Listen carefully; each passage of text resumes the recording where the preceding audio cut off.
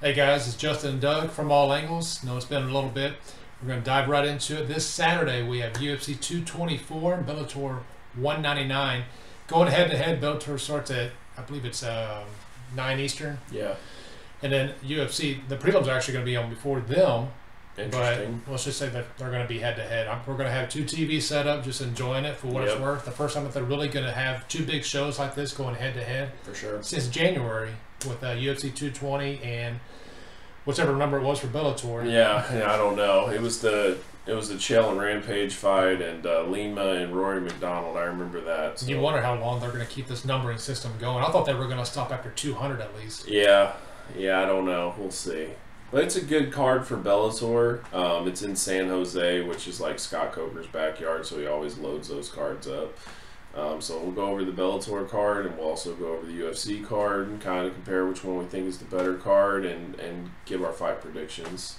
So let me ask you real quick. Which card are you actually looking forward to most? I would probably have to say the UFC card. Yeah, I'm on board with you there. It seems like with these Bellator cards, even when they do have a one fight that you're looking forward to, it's usually that one fight you're looking forward to. Or it's like there's a fighter that you're excited about watching, but you're not excited about who he's fighting. Right. So like I enjoy Paul Daly fighting. I'm intrigued by John Fitch because I haven't seen him fight in a long time. I mean, I've watched some of his World Series of fighting stuff, but not much. So I am kind of on there, but Paul Daly and MVP has to happen. This fight it's nonsense that it's not happening, and that's the fight that everybody wants to see in Bellator. So anything other than that, I'm not that interested. Plus, I don't love this matchup for Paul Daly. I mean, John Fitch is going to be constantly going for the takedown, so it is what it is. But yeah, let's go over the card. So you'll start Bellator or UFC? Bellator. Start off with the undercard of the undercard. Yeah, sure. Well, one fight that we are going to be looking forward to, regardless, is Bader and King Mo. Yep. That's the final first round fight in that heavyweight Grand Prix. Right. So the winner of this fight is going to go on to fight Mitrione, right? Right, Matt Mitrione. Yeah. So Bader, who's actually the light heavyweight champion right now, his first fight at heavyweight, technically. King Mo is actually coming off the win over Rampage, which was actually at heavyweight last year. Right. So also keep in mind too, though, is King Mo lost the heavyweight tournament and he lost to Mirko Krokop in Japan, or the all-weight tournament, in Ryzen. Okay. So he's also recently lost too. So it's very interesting, and we just don't know what Ryan Bader's going to be at heavyweight. I mean, my guess is weight-wise, 225, 232, something around there. Pound for pound, I mean, that's my guy to win this tournament is Ryan Bader. Yeah, he's a light heavyweight. He's in this predicament where he's not having to cut weight, and he's deciding. I don't think he is deciding to bulk on weight either. Yeah, because he's champion right now. It'd be stupid for him to pack on weight just to go back and cut it and screw himself over at the end of the day. It is Bellator, so they do make some weird decisions. Also, with that, what I find interesting is this probably would have been the fight for the 205 title, and they're just doing it at heavyweight, so it makes it interesting too. So also we might see this again at 205 eventually, so it's interesting. But yeah, it's an intriguing fight. It's part of the tournament. And who you got, Bader? I have Bader, yeah. Yeah, Bader. I mean, I don't care how big King Mo's mouth is. At the end of the day, he always gets hurt in fights. He's always trying to recover. He usually tries to play it safe, and if he does get cocky and stand up, he usually gets knocked out. So I think Bader has way more experience against way better fighters, and I think Bader is a better fighter. So I'm going to say Ryan Bader. I wouldn't be completely shocked if King Mo won. I mean, King Mo every now and then does beat a good, almost to elite level fighter, so he has a shot for sure. But if you're going to ask me who's the favorite, I think Ryan Bader's the favorite. Bader's at his prime right now. Besides being the champion, I think just at the age that he's at, he's knocked out guys. That was one of his big knocks, was he just takes guys down and lays on them, lays and prays. Yeah. He's got a couple knockouts now. I think he'll actually stand with King Mo for Bader, a little bit. Bader's one of those guys too where like it made all the sense in the world for him to go to Bellator. Like there's certain guys that just stay with the UFC, like Cub Swanson, for example. He should have went to Bellator. Like he has maxed out his potential at the UFC. but Bellator leaves a whole new opening of challenges. Plus, he could become champion over there. So, it just made sense for him to go there, and it's worked out well so far. And I mean, imagine if he wins the heavyweight Grand Prix and he's the champion at 205. I mean, you couldn't ask for a better way for him to be in Bellator. So, yeah. John Fitch and Paul Daly, I know we kind of briefed over it. Yeah. I mean, I imagine the winner of this could potentially get who's champion over there? Rory McDonald. The thing is, though, I don't think that they would get Rory if Paul Daly wins. I think the only way that they'll get Rory is if John Fitch wins, because Paul Daly has already fought Rory and it wasn't even close. So I just think that fight's a waste of time. Also, is Paul Daly done after this? Because he seemed really unhappy with Bellator. So I don't know how that is either. That's the thing. Like Michael Chandler too. Like they'll badmouth. Yeah, I don't want a title shot. Yeah. Here's your title shot. Okay, well I'll take it because there's nothing else anyways. Right. Is Chandler a free agent? Or is he after have the one next fight left? I think there's I think there's still that one fight. I think he's close to being a free agent, though. I mean, if you're the UFC, you have to be looking at him. Like, no doubt about it. But, I mean, he has been, like, with Bellator through thick and thin. So, he definitely seems like a Bellator guy. But, I mean, you know, you give him a great enough deal, he'll leave. I'm sure of it. So, yeah. And then we have Chet Congo on the card. I have no idea who he's fighting. You know anything about him? Yaya. Mm-hmm. He came off the loss to Roy Nelson. Roy Nelson, when he made his Bellator debut last year, okay, that's who Roy defeated. Okay. So whatever, Czech should win. Whatever it's worth. Okay. Congo has actually won 5 straight. No one remembers it because he's had like the most boring fights in Bellator. Okay. If he wins this, that's 6 straight. You would think he's going to be one of the alternates in the heavyweight tournament. Yeah. But they're saying, and that's another confusing thing, is they're saying that Crow Cop and Nelson's fight, the winner of that is going to be an alternate, even though Nelson's already been eliminated from the tournament. Yeah, that okay. Either they think that Roy's not going to beat Crow Cop, or they're not thinking. I don't know. I mean, to me, Czech Congo makes sense. Crow Cop makes sense, but I don't know. Whatever. And then we have Aaron Pico. You know, he stumbled his debut at Madison Square Garden, but ever since then he's looked nothing but impressive. He's got quick finishes over the last 2 fights. His hands, man. Yeah. He's got legit boxing skills. Trains out in AKA. So, yeah, look out for him. Should be a good fight. I could have swore MVP is on this card. You positive MVP is not on this card? Not yet. Okay. If MVP is on this card, which I'm not 1,000% sure, but I could have sworn. I know it's coming up if he isn't. He's supposed to be on the card soon.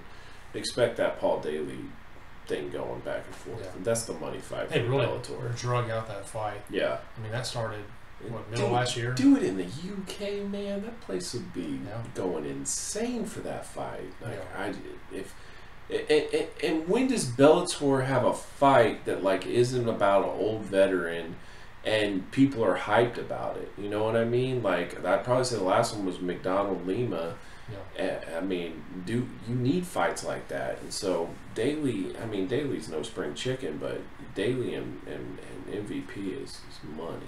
Crowd should be hot, like you said, San Jose. Yep. So UFC 224 down in Rio, they're returning back there in Brazil. Yep.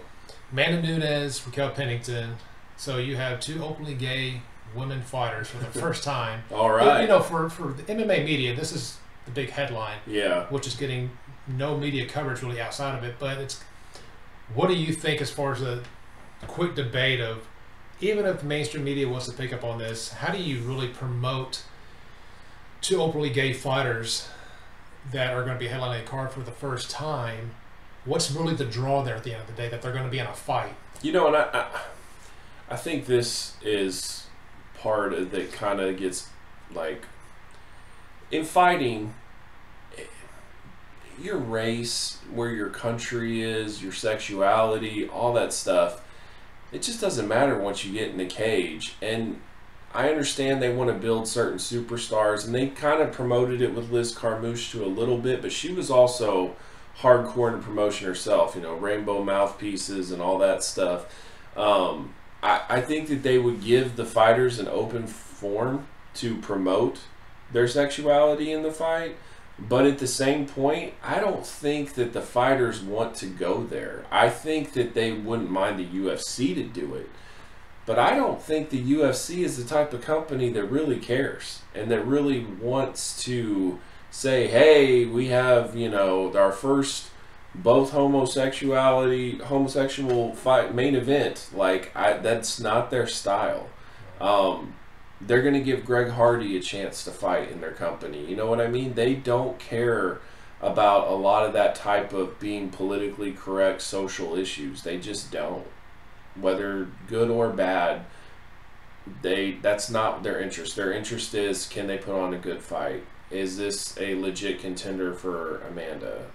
That's more where we're at. So they even had this chance. So when Amanda won the title, yes, I mean, she was the first openly gay champion. Well, and then let's go with this, because Amanda keeps running her mouth about how she is not being promoted correctly since knocking out Ronda Rousey, basically. I feel like that they gave her all the opportunity. She headlined UFC 200. Now, that wasn't the intention, but that's what ended up happening. She beat Ronda Rousey, and then ever since then, she went into diva mode. She didn't want to take this fight. She wouldn't take this fight. She had that nose issue where she couldn't fight. She pulled out of the card. This is not what people are really going to get behind. And on top of that, they've also promoted Cyborg. So if you're going to say you're the baddest woman on the planet, it's hard to say if you don't fight Cyborg. You're going to have to fight Cyborg. Now, luckily, they both seem to be down with the idea. But for me, I feel like Amanda wants the UFC to just embrace her like she's Ronda. There's not a lot of marketable things about Amanda that you can really go with. I think she feels an entitlement. Yes. But I'm kind of in the middle on it. So when you look at Amanda, when she got the win and she won the title from Miesha Tate at 200, yep, and the way she did it, yep, and then when you look at the promotion for 207 with the title match against Ronda, it was all about Ronda returning. There was nothing about Amanda. Yep. Amanda goes in there in 50-something seconds, smokes her, ends Rousey's MMA career. Yep. Goes out of the cage and does the shh to Edmund. I mean, it's so easy to promote her, but it seems like they just won't do it. If you look at this promo here, the 30-second promo that they air from 224, it's your typical highlight reel for 5 seconds for each fighter. Yeah. And tune in this Saturday. Yeah. I just think she rubbed the UFC the wrong way after she won that fight against Ronda. I just think that she came in as entitled after that. She didn't take that fight when she should have because of her nose or whatever. That's the way they view it, at least. And I'm very torn because you got destroyed by Kat Zingano, okay? And you beat Miesha Tate, who is retired and pregnant right now. You beat Ronda Rousey, who is retired and in pro wrestling. And then she fought the chick that lives in Houston now, who's outside of her weight class. Valentina Shevchenko. Yeah, so she's outside of her weight class. Beast. I mean, she's going to be the champion in that division for a very long time. Yeah. But I need to see more from Amanda. I want to see him, and the problem is at 135 there isn't a lot there, and that's why Amanda has to fight Cyborg. I think that's part of it too. I mean, she looked amazing, going over Miesha and Ronda the way that she had just dominating them and running over them. Yeah. I think if she would have ran over Shevchenko, yes, I think we would be seeing the promotion. I agree. Getting behind her significantly a lot more than they are now. I agree. But you can't, at this point, no matter how dominant you think you may or may not be, if you're eking out decisions, maybe because you're entitlement. Yep. You're not going to do anything for yourself. Well, and then it's like she'll eke out a decision, and then it's like, I'm not being promoted. Yeah. Like, go knock the girl out. You know what I mean? And I understand it's a very difficult thing to do because some of these women are badasses and all that stuff. But at the end of the day, like, the reason that Ronda got a lot of the promotion she did is she smoked chicks. I mean, she went right through them, sometimes 10 seconds. You know what I mean? Like, whether they were the top-ranked contender or not. Yep. It was just what you were seeing, whether you be a casual fan or a hardcore fan, Seeing is believing. She was setting up a highlight reel. Right. Like, there's no doubt about it. And you could argue, yes, Ronda was not... Ronda's overrated, like, end of the day. Like, she accomplished a lot, but she was extremely overrated. But I don't even think that Ronda that fought Amanda would beat most of the ladies that she already fought. Like, I think mentally she was shot. And going into the cage, like, I don't think she could have beat Kat Zingano that night. I don't think she could have beat a lot of women that she beat that night. Like, I feel like she was mentally done. Like, losing to Holly broke her to pieces. Because in her mind, she was the best ever. And she was never going to lose. And then when she lost, she just had no idea how to handle it. So... And you kind of want to compare it to Demetrius Johnson. As dominant as he was eking out decisions one after another. Then he finally started finishing guys. Yep. And people are just, in the last year or so, really starting to realize how amazing of a fighter he really is. But again, it's really kind of, it starts when you start finishing people. Yep. No matter if you know the contender or not. Once you start finishing people, you have to, now that you've got the attention, you have to make a fight like TJ Dillashaw. You have to make a fight that people are really going to care about, that actually they view as a legit threat. You know, beating Joseph Benavidez or Henry Cejudo is not going to put you in this all-time GOAT status. It's just not. Right. So, all right, next fight. We went on for that one for a while. Co-main event, Jacare Souza and Kelvin Gastelum.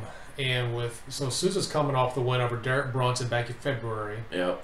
Before that, he actually was finished by the current champion, Robert Whittaker. Right, which is no shame. I mean, Gastelum's coming off, so he lost to Weidman last summer, but then he came back and knocked out Michael Bisping, who took that spot from Anderson Silva in China like last minute. Yep.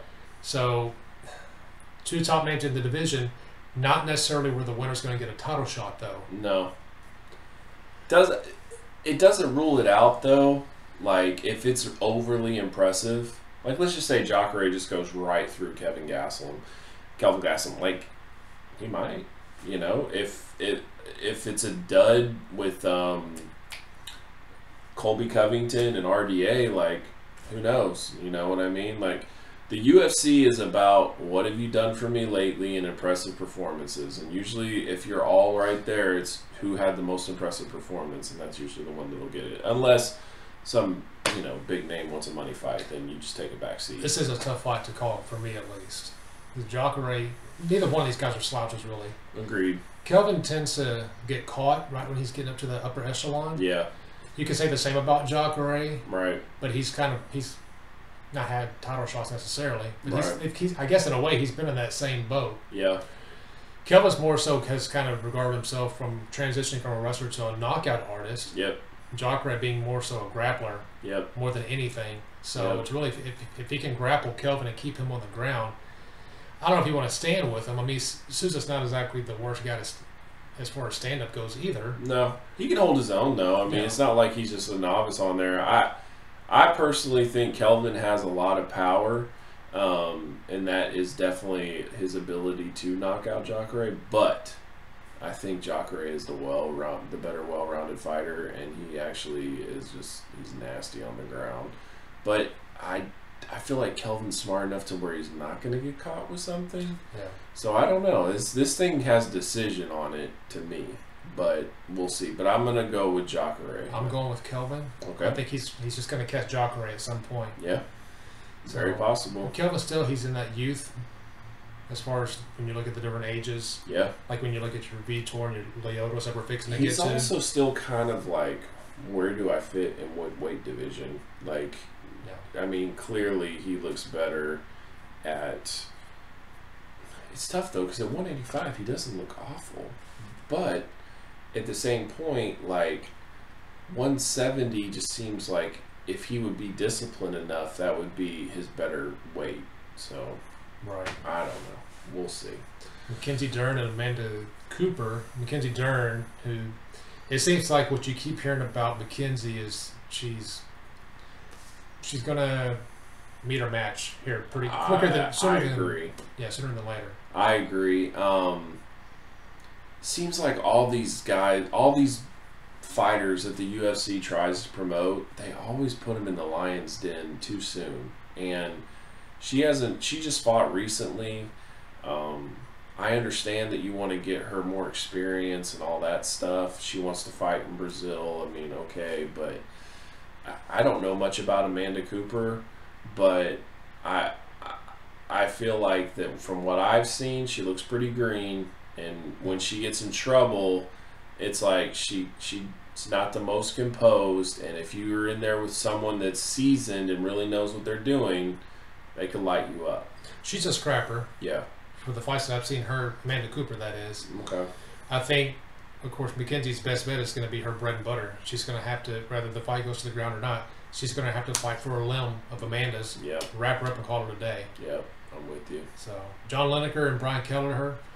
Lineker's really been, he's kind of at that top echelon. He just never really has broken through. Yeah. Kelleher is actually the guy who's on a run right now. Right. He's coming off a win over Henan Barrow. He's really looking to take John Lineker's spot type thing, you know what I mean? And John Lineker is still trying to stay relevant, so it's an interesting fight.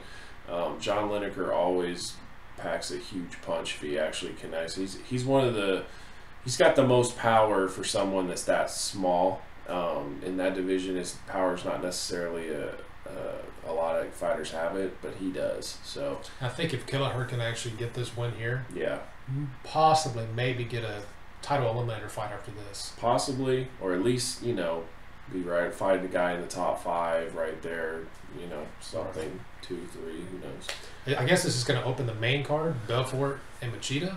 That's disrespectful. That's disrespectful. What's Vitor saying for the 17th time? This is his final fight of his career. The Terry Funk of MMA. He's gonna sign with Bellator, dude. He's just getting out of there. I'm telling you. Is he 40 yet? He might be. It's so hard for me to think of Vitor's 40 though, because I mean, when he was like, when the UFC was just kind of getting going, I mean, he was like 18. He was so young. Yeah. He was always young. So, the fact that we're here. Now, has Lyoto said this is a retirement fight for him as well? No, or and people are just telling him. If you remember too, I mean, he's coming off a somewhat controversial decision win over Eric Anders. Yeah, it seemed like they were actually putting Lyoto up on a plate for him to just eat up. Right. But he got the decision in Brazil. I think one thing with Lyoto though is like everything was about speed and timing, and as he's gotten older, he's just getting caught now. Yeah. And with Vitor, it's like. That's not the guy. If Vitor hurts him, he will finish him. Vitor's one of the best finishers ever in MMA. It's just, will he gas out before he hurts him? Will there be anything there? And it seems like when Machida does get hurt or he gets stunned, he stays stunned. Yep. He doesn't recover. I agree. So, like you said, if Vitor can connect, that's it. All Vitor's got to do is just hurt him. So I'm leaning towards Vitor. I think Vitor is going to win this fight, but Vitor is weird and erratic, and sometimes he'll quit in the middle of the cage and just not do anything anymore, and sometimes he'll just be a complete killer. Like, you just never know. And Machida, just ever since he's come back from his suspension, like, he just doesn't seem like the same guy at all, and he's getting hit a lot. So. I'm going to lean towards Vitor on this one. I think 5 years ago it would be Machida. Absolutely. Which you would think, what does it matter? Because they both have aged since then and they haven't really been impressive. Right. I mean, Vitor went on that roll with TRT. Yep. But he still had that role he was on. TRT Vitor was a monster. Yeah. What's crazy too is John Jones beat TRT Vitor. He didn't have the haircut and all that, but barely. He was still like TRT'd out. And yeah, he barely did it. I mean, Vitor like basically broke his arm, and he still didn't tap. That's the nutcase that John Jones is. You know what I mean? Such a waste, dude. Whatever. So really, the biggest news piece, besides before we get into Saturday, is the UFC and the ESPN Plus, the streaming deal. Which the way we understand this thing, so ESPN Plus just launched their app and the streaming service a month ago. Yeah. With a handful of different features and it's pretty bare bones right now, though. Yeah, sporting leagues that have signed up for your soccer league and whatever else. $4.99 a month, and supposed to stay that same price by the time we hit January when the UFC begins their new deal with them. I believe it's a 4-year deal. Yeah, something like that. So 15 events a year, which I'm not sure what's going to happen with Fox at the end of the day. It seems like, from what I've read, at least on my end, they're going to end up staying with Fox. But see, and I don't know, because if you're Fox and you just had them sign with ESPN on anything, you got to be like questioning, like, where's your loyalty? Like, what are you doing? I don't know, because we're in an age right now, the way all these platforms are taking off and launching and evolving so rapidly. Yeah, I mean, this is the future. This is the future. This is, get ready to pay for content, because this is what's going to happen. Keep in mind the Walt Disney portion of this and how that plays into it as well. Oh, I agree. It just, to me, it kind of opens the door to leave Fox, in my opinion. You would think and then if you heard the rumors before, it was like that NBC and Fox were like, or NBC and ESPN were like in a package deal to do a TV deal. So I wouldn't be surprised if they go somewhere else and also ESPN's involved. And what I found interesting is it's like, so ESPN's paying them $150 million, right? But that's not their TV deal either. Right. So when they first were saying, we want $400 million on a TV deal, you're like, okay, good luck. But now you can do that, and then you just need someone else to come up with the rest on a TV deal. It's very possible. So the UFC is going to make what they wanted. And UFC is just smart with their business. It's a smart business structure, and you can't knock them for it. Plus, hallelujah, you're seeing signs of pay-per-view dying. Like, it needs to happen. And that's what I'm curious. So we have 15 live events that are going to be here with pre-show, post-show, countdown shows. Yep. So whatever the actual domestic television deal is going to be, whatever channel that's going to be on, how many fights are going to be on cable television at that point? Right. How many pay-per-views are going to be? Well, I mean, you're going to have to be able to, whatever deal they sign, whether it's Fox, NBC, whatever, it's going to have to be something substantial of events-wise. Because if they're only going to have, let's say, 6 to 9 pay-per-views, and all the rest are on either the ESPN app or whatever TV deal, I'm talking a lot of events on that TV deal. So probably about the same that we have now, I guess, which is probably 40 or so, 40 to 42 probably a year. So the UFC Fight Pass, which will be accessible through this streaming service as well, but it seems like more so that's going to be how they're going to market that. So weird. It's the fight library and then the non-UFC promotions that are also airing on that service as well. I think the UFC has a really hard time, like, doing what the WWE has done with giving everything on a streaming service. Yeah, because they went all in. WWE gives everything, and the UFC just isn't going to do that, especially for $9.99 a month. So it's just interesting, though, like, how they'll do, like, where pay-per-view will go. Because, I mean, you have to think about this, right? So, like, if you want a YouTube Red subscription, it's $10. Netflix, like, $12. Hulu's like 10. You want this stuff's 10. You want Honor Club's 10. WWE Network's 10. New Japan World's 10.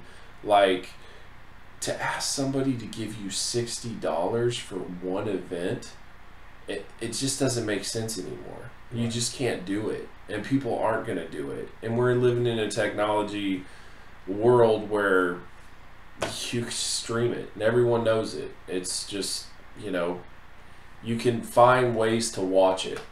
There are ways to watch fights without having to pay for them.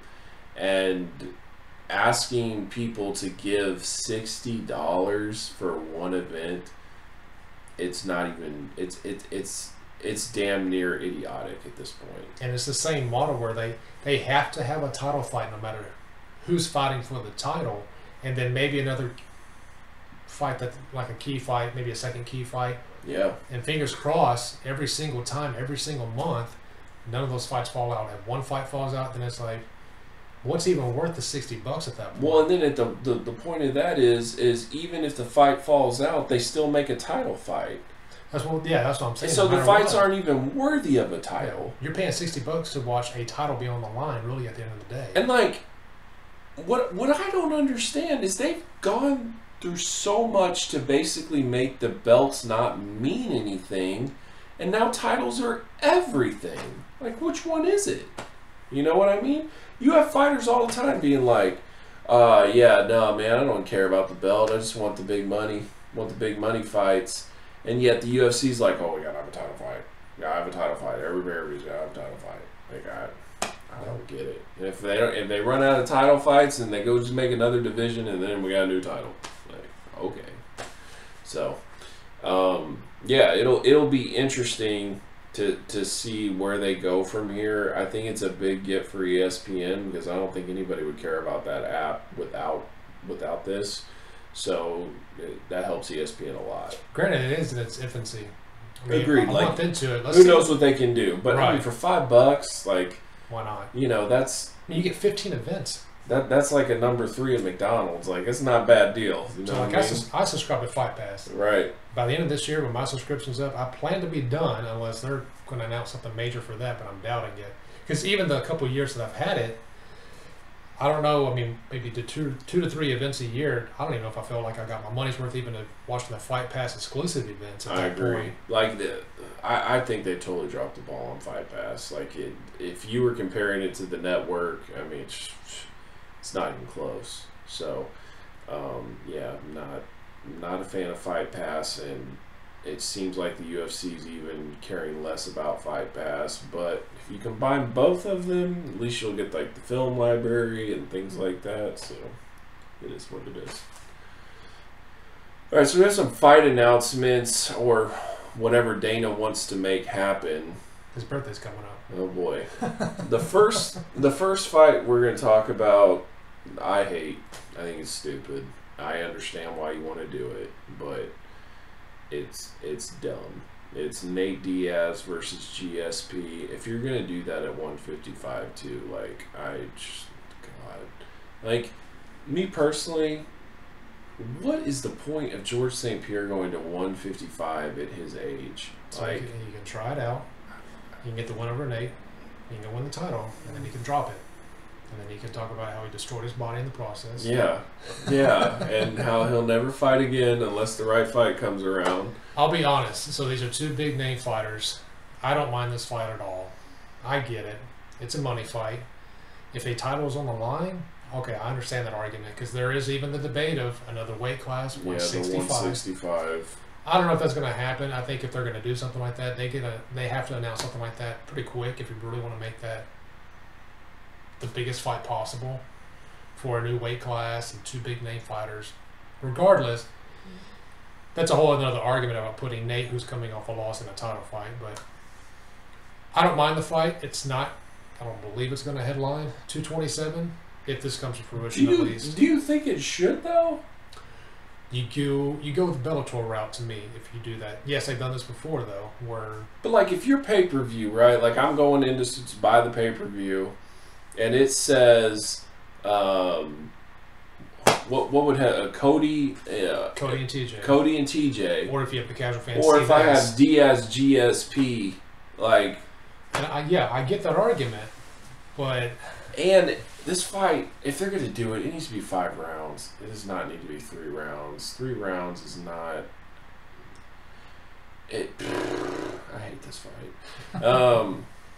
A couple things why I hate this fight. One, in my opinion, Nick Diaz is the better fighter. I know that a lot of people don't think that because Nate's the more relevant fighter right now, but I personally think Nick is a better fighter, and I also think Nick is a true 170.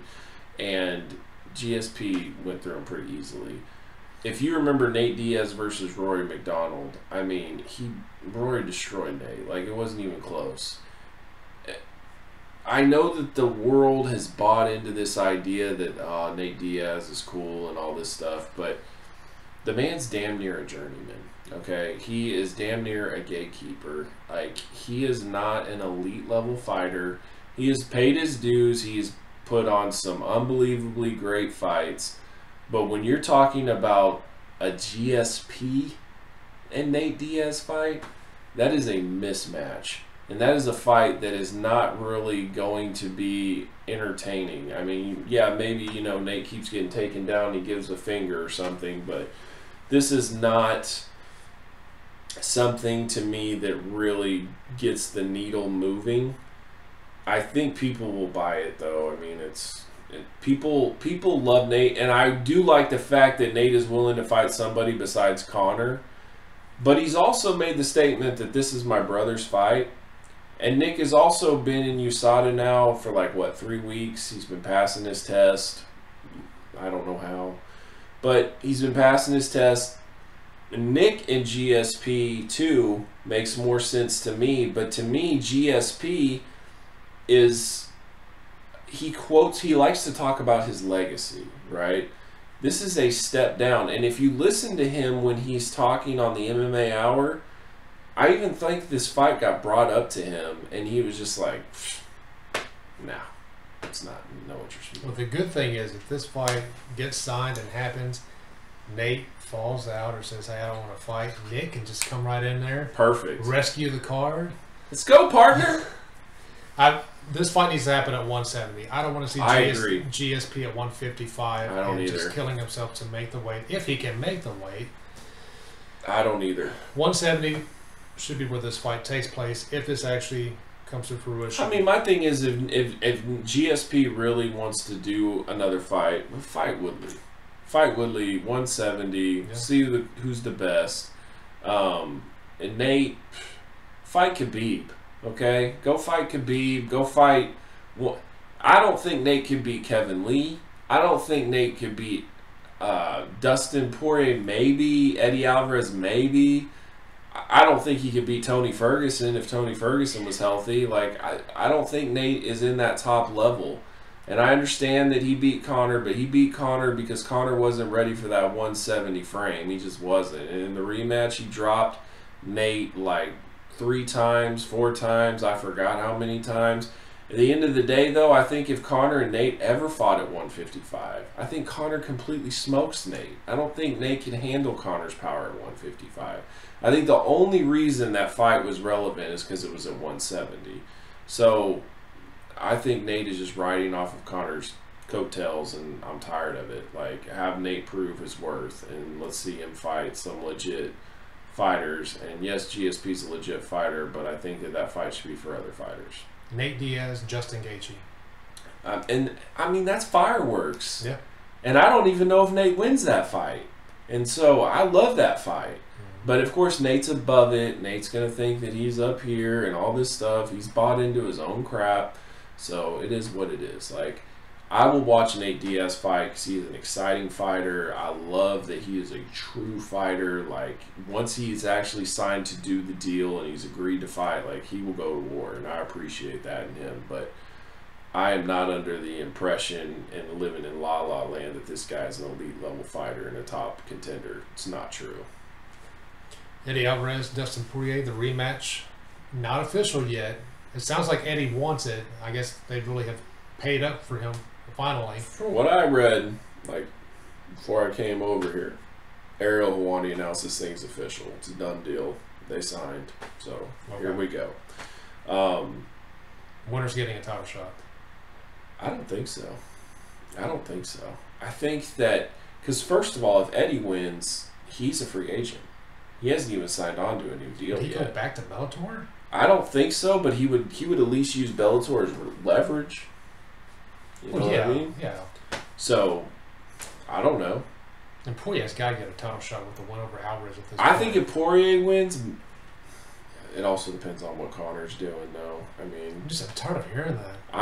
I'm tired of hearing it too. But listen, the man, it might as well just be called Conor Fighting Championship because they completely make rules based on him. What I love about this fight, though, is I think it can go either way. I know Dustin, had Eddie in trouble and stuff, but Eddie's been in trouble a lot in fights and came back and won them. You always want to count him out, especially when he had that Justin Gaethje fight. Yep. You thought Gaethje's he's eventually going to catch him, and the opposite happened. Yep. And Alvarez, he still got it. Yeah. Alvarez is a seasoned veteran, but you can't say you haven't been impressed with Dustin Poirier. Absolutely. He's looked amazing too. So both guys, and I think if Dustin wins, it's easier to sell him on a title shot than it is Eddie, just because Conor smoked Eddie so bad. Like, I understand that Eddie would kind of earn his keep and get back up there, but man, I mean, Conor went through him like butter. So it's tough to say which one. Would I be against Eddie versus Khabib? No, not at all. They can make the it's a fresh fight, regardless. Yeah, I'm good with either one. I'm good with Khabib fighting either one. I'm good with Khabib fighting Kevin Lee even. I don't care. Like, any of those three, I'm good with. So, yeah, I feel fine about it. Hot take. I think Tony Ferguson is going to be a step off the rest of his career. Yeah, I wouldn't be surprised. Although, I do think mentally he's different than most. And I feel like that possibly could get him through the tough stuff. Like, I just don't see that guy doubting himself. Like, even if his knee is, like, not 100%, he's just going to be like, I don't care. I'll just go fight. He'll fight, scrap. but I think he's going to be a notch down from where he was. It's very possible. And I think it's unfortunate because, I mean, the win streak is so impressive, right. And he earned everything that he got. But, I mean, that's just the nature of the beast. I mean, he's fighting to return by the end of the year at this point. I don't think it's happening. I think he'll be back in, like, February, March, I don't know, something like that. Another 9 months at least. Yeah. I mean, even if it's the time you're talking about, that's a year and a half after what would have been his last fight. Yeah. We'll see, though. Yeah. I know he's progressing, but I mean, I know that's also a long road when you tell your LCL the way he did. Well, and it's how they bring him back. Yeah. You know, is he going to come back and just fight like a Michael Chiesa, or is he going to come back and be an immediate, title shot or #1 contender fight or what? So right. It just depends. A fight that they're talking about, and this to me just shows you the shape that 205 is in right now. Alexander Gustafsson versus Luke Rockhold. Does this fight do anything for you? It does if Gustafsson can go in there and just roll over Rockhold. To me, the issues of Rockhold losing has absolutely nothing to do with weight and everything to do with technique. Like, he leaves his chin wide open and he's constantly getting caught. If he can get you on the ground, I mean, he is nasty. His top game is ridiculous. Like, you're gonna sink in there. But when you're standing with him, that chin is wide open. So unless he fixes that, I see no way he's beating Gustafsson. Like, no way. Interim light heavyweight title? I think so. I definitely think so. And because DC, if he fights, it depends though, right? Because let's say DC beats Stipe in July. This fight's in August. If he beats him, then I think this is for the interim title. If he loses, then I think this is just for the #1 contendership. Like, or it still could be for the interim title, but DC's going to fight the winner. Like you're saying, if DC can actually pull that off, beat Stipe. But wait a minute. DC's not going to fight Luke Rockhold. No. Regardless. I think so if like, DC wins the heavyweight title, that dude is going to stay at heavyweight till he's done. Yeah. There's no reason to limbo back and forth. Yeah, I'm with you. He's not going to go win it and drop it and go back and defend 205. I think he's going to fight Brock. Yeah, that's true. That's definitely true. He would definitely fight Brock. God, that wouldn't be a bad way to go out, man. That would be it. Madison Square Garden. Stipe, Brock Lesnar for the heavyweight title. You beat Stipe and then you beat Brock. Like, you could argue the greatest. GOAT. You could argue GOAT if that happens. Yeah. And that's his shot. Damn, John Jones, man. Unbelievable. But how much would that kill John, though, to see DC fight Brock? Like, that was his fight. That was the one that was going to get him. I'm sure it already is. He's already getting the heavyweight title fight. Well, that's why he's already talking about wanting to fight DC again, because it's this jealousy. Like, he's so pissed that, like, DC gets everything that he was going to get, And I think at first the fans were like, you're the fake one. You're the fake champ. You're the fake guy. This should be John's spot. This should be John's spot. But they're now at the point where that's like, dude, John's an idiot. What happened? He was supposed to be meeting with USADA in April. Nothing came of that. Yeah, I don't know. I don't think they did. I don't know. That's the thing I fear about John Jones is just like fighting is like all he knows. Like wrestling in college, fighting now in the last 10 years, and it's like he doesn't know what to do. What's crazy to me is I think it's Antonio Callaway. He signed with the Browns. He was a receiver from Miami in the draft, and he has had a ton of off-the-field issues. He failed his drug test at the combine, and you know who his manager is? Malky? Yes. And so it's like, if you're John, just PR-wise, get new management. Like, if you presented a case to USADA and said, look, I've let go of all the people that were in my life before. I'm on a new, I have a new management team. I'm focused, all this stuff. When you bring these same clowns and these losers that keep basically allowing this behavior to continue, it's ridiculous. The damn John Jones, man, he stresses me out. Like, he easily the greatest, and he just pisses it all away. Of all the fights that have been announced, Chuck Liddell and Tito Ortiz, the beef's got to get settled, right? I guess so.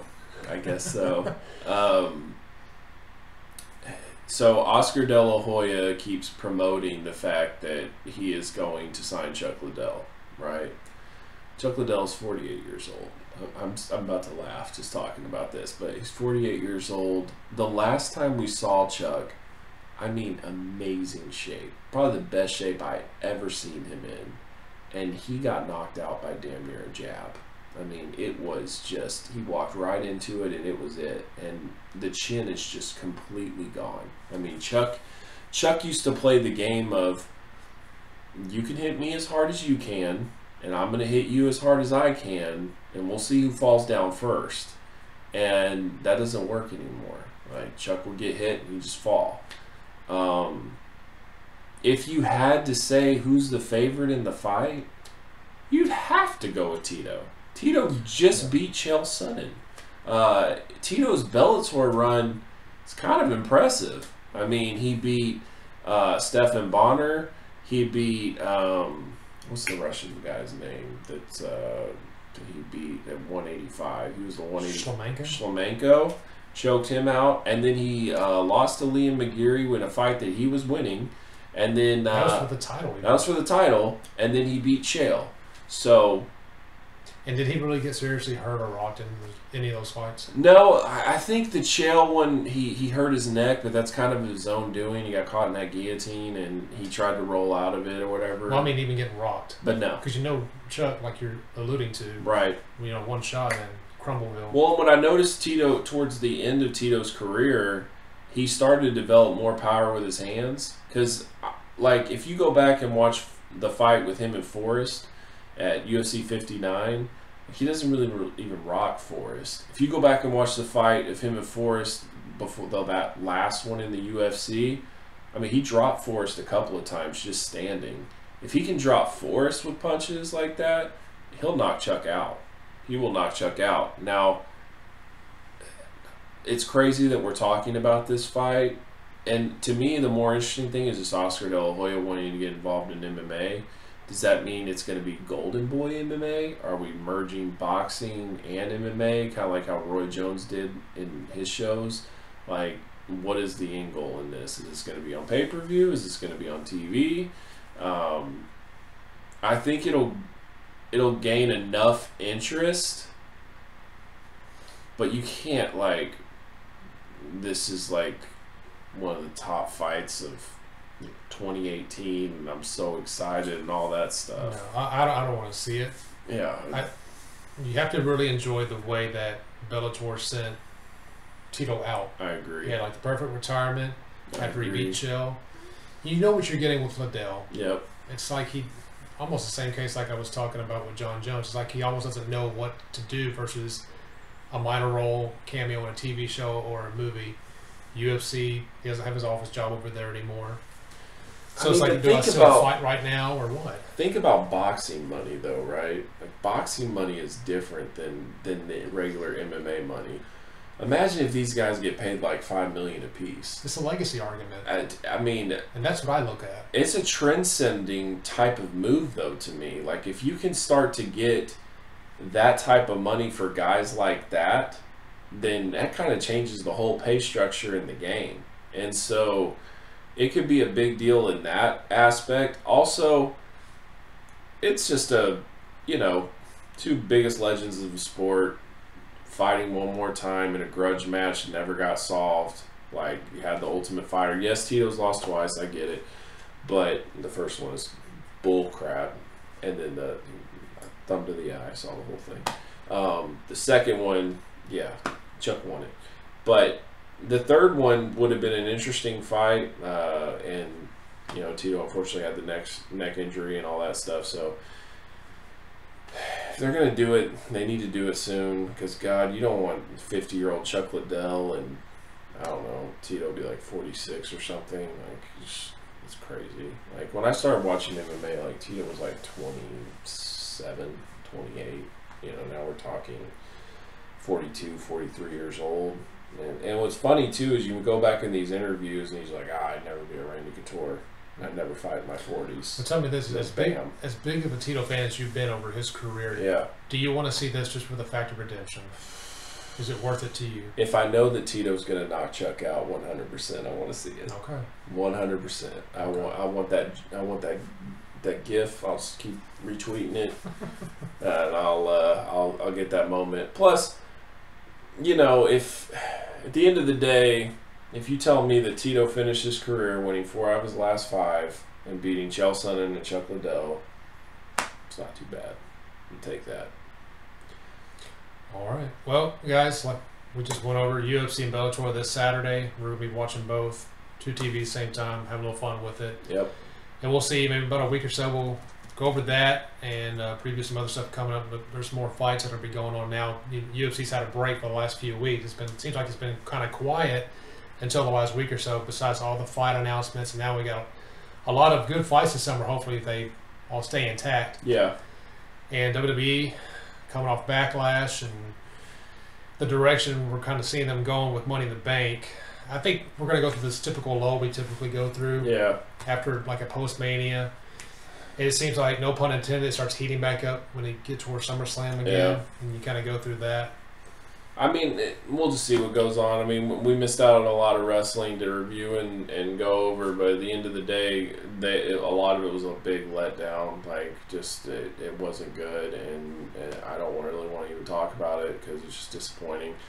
But there will always be another event to go over, and we'll definitely cover it. It's not like we're only going to do MMA. That's not the case at all. It's just not right now. By the way, spoiler alert, Velveteen Dream is going to be facing Ricochet at Chicago's NXT TakeOver. Oh, okay. So that should be sweet. Although you give me that, and then you give me Gargano and Ciampa in a street fight, which I pretty much thought an unsanctioned match basically was a street fight, but whatever. Right. That'll still be good. But they're in Chicago. Yeah. You got to do a street fight in Chicago. But then they're doing Lars and Aleister Black for the title.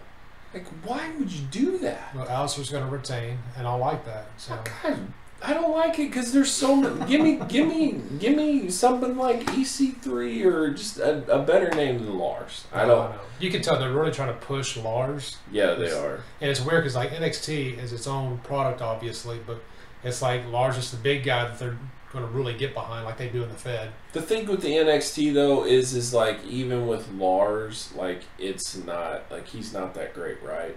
But in NXT, he will give you enough effort where you're still going to get a good match. Like once they get to the WWE, you don't even get the effort. You just get them basically just relying on their size, and it's boring and it sucks and all that. You won't get that in NXT. Like watch Black and Lars be damn good. Like that's probably what will happen. So yeah. But yeah, anyways, enjoy the fights this weekend, and we'll catch you guys later. Thanks.